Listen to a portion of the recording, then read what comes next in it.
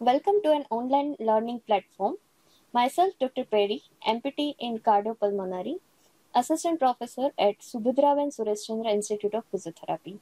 So, today's content is structure of thoracic wall, then muscles of respiration, and last is mechanism of breathing. Structure of the thoracic wall. Here you can see the anterior aspect of the thoracic cage where that includes your ribs, sternum, and costal cartilage. In the center, green color, you can see your sternum, body of sternum, upper side manubrium sterni, and lower side, that is xiphoid process, which articulate with your ribs by the means of the yellow line, which is suggestive of costal cartilage. Okay, so via the costal cartilage, your sternum will get attached to the ribs. Here, posterior aspect of the thoracic cage. In the posterior aspect, your ribs will get attached over the vertebra. So either it will attach over the vertebral body or the transverse process of the vertebral body. Here the structure of the thoracic wall. In structure and function, the main function of your thoracic cage are to protect the internal organ, where in your brain is protected by the cranium. So likewise, your thoracic cage will protect the internal organ, which is your heart and lung. Okay, it protects the internal organ for the respiration, then circulation. By respiration, it will protect your lung. By the circulation, it will protect your heart. Then digestive system. Then it participates in ventilation of the lungs as well. Then thoracic cage provides the site of attachment for the whole muscles of the ventilation to mechanically enlarge the thorax for the inspiration or to compress the thorax for the expiration. Structure and function of the thoracic wall. So here in structure, first along the anterior aspect of the thoracic cage, the first 7 ribs articulate directly with the sternum via the costal cartilage. Here you can see in your figure, first, second till 7th vertebrae are 7 ribs are attached directly to the sternum. 8th to 10th, 8th, 9th and 10th, these 3 vertebrae have cartilageous attachment to the ribs above. Okay, whereas here you can see in the figure, 7, 8, 8th to 10th are attached towards the upper rib, whereas 11th and 12th are the floating ribs. There is no anterior attachment of the last 2 ribs. Along the posterior aspect of the thorax, the dorsal portion of the ribs articulate with the 12 thoracic vertebra at the costo-transverse and costo-vertebral joint. Okay, as I mentioned in the previous slide, that in the posterior aspects, your ribs will getting attached to the vertebra either over the body or over the transverse process. So if it directly attached to the body, then it is known as costo-vertebral joint, and if it attached to the transverse process of the vertebra, then it is costo-transverse joint. Next is muscles of ventilation.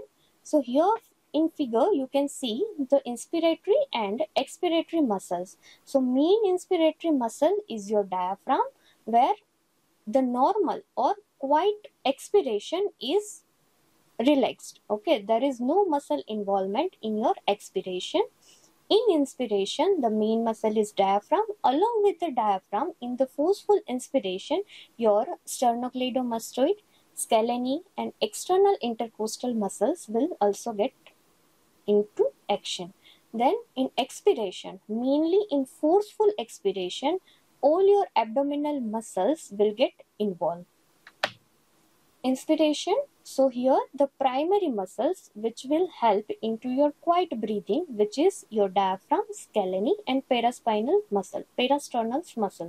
Second is accessory muscles, where your sternocleidomastoid, subclavian, upper trapezius, pectoralis major and minor, external intercostals comes in action, where in expiration, as I mentioned, primary muscles, there is no muscle involvement in the resting, or we can say in the tidal expiration, but accessory muscles, while a forceful exhalation or forceful expiration, your abdominals, whole abdominals, which includes your rectus abdominis, then transverse abdominis, internal and external obliques will comes in action. Then pectoralis major and internal intercostal muscles will also work. Then mechanism of ventilation. In mechanism of ventilation, the movements of the thorax during the ventilation. So while ventilation, your thorax will move in three direction, or we can say in the three dimension, in anterior posterior dimension, in lateral dimension, as well as in the vertical dimension. Each rib has its own pattern of movement, but generalization can be made. The ribs attach anteriorly to the sternum except last two ribs, which is your 11th and 12th rib, and posteriorly to the vertebral bodies, disc and transverse process, making the close kinematic chain. The thorax enlarge in all three planes of the movement during the inspiration. So here first we will learn about when it increase into the antero-posterior diameter. So here there is a forward and upward movement of the sternum and upper ribs, which described as a pump handle movement. Here you can see in your figure that only sternum and upper ribs will move forward and upward while breathe in, and it is like the pump and handle kind of movement. So we can call it as a pump handle movement, which increase the antero-posterior diameter of your thorax. Next is increase in the transverse, or we can say the lateral diameter. There is an elevation and outward turning of your lateral or mid-shaft portion of the ribs, described as a bucket handle movement or bucket handle motion. Here the main action is of your lower ribs from 8th to 10th, which are not attached directly to the sternum, also flare or open outward, increasing the subcostal angle, and this is also known as caliper motion.